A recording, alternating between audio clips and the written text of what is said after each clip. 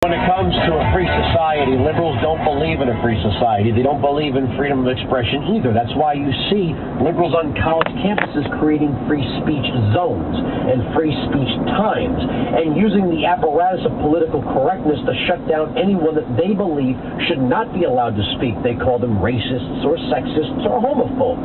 If you have a free society with free speech, that means you include racists, sexists, and homophobes. And if somebody is a racist and sexist and homophobe, the way you stop them from speaking is to not listen to them. You don't shut down the speech, you close your ears. There's a huge difference there. Liberals don't believe in individual freedoms but for sexual behavior and abortion. That's it.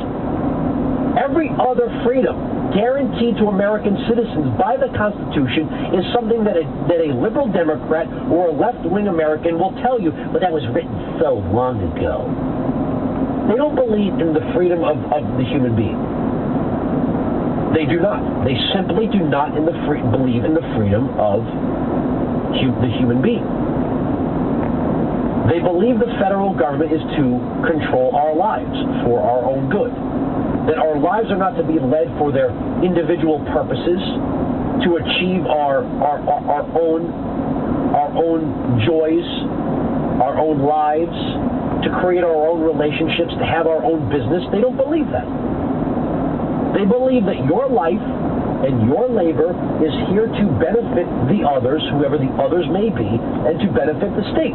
They simply do not. And to show you that I'm 100% right, you'll never see a liberal say to somebody who lives differently than they do or has a different set of beliefs, you go be you and I'll go be me.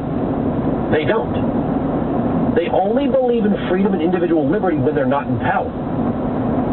But it's a very Leninist thing to believe. I believe in freedom and liberty until I'm in charge. Then you'll live as I tell you to. If liberals believed in individual rights and people going about their business, they would believe deeply in the 10th Amendment. They'd say, all right, Mississippi, you want to do what Mississippians do? Go right ahead. We'll be over here in California. We won't bother you. You don't bother us. We'll call you if there's a threat to the Union of States. And that's it. But as soon as someone from San Francisco is in charge, they want Mississippi to live like San Francisco. If someone from Mississippi is in charge, all of a sudden San Francisco can do what it wants. It's the pinnacle of hypocrisy. And the only thing that they point to when it comes to individual rights is, like I said, sexual behavior and abortion.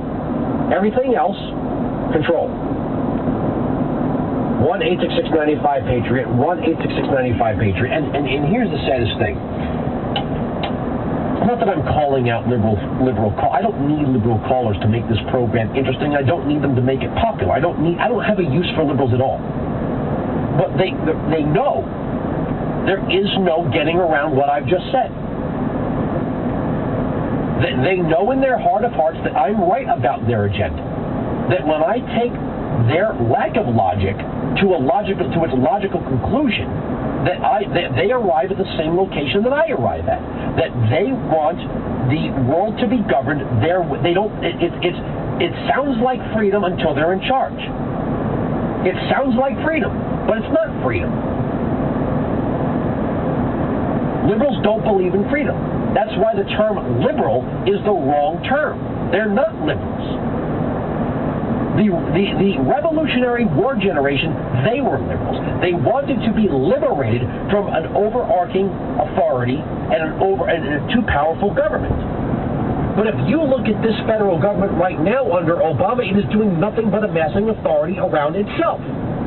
And they have the gall to call Bush a fascist.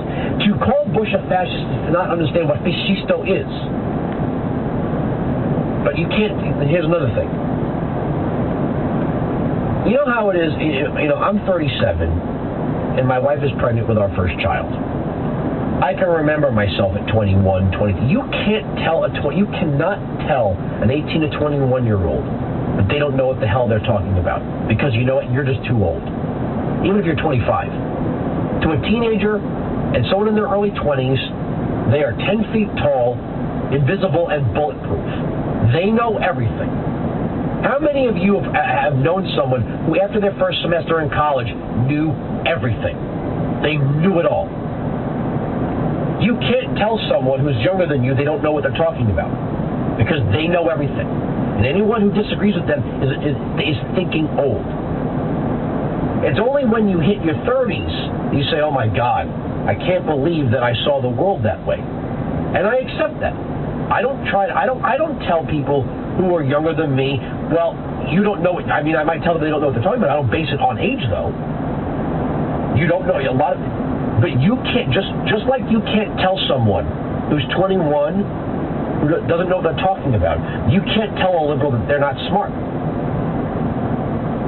A liberal believes that their liberalism is a component of their intelligence. That no matter how dumb they are, they get points for being a liberal.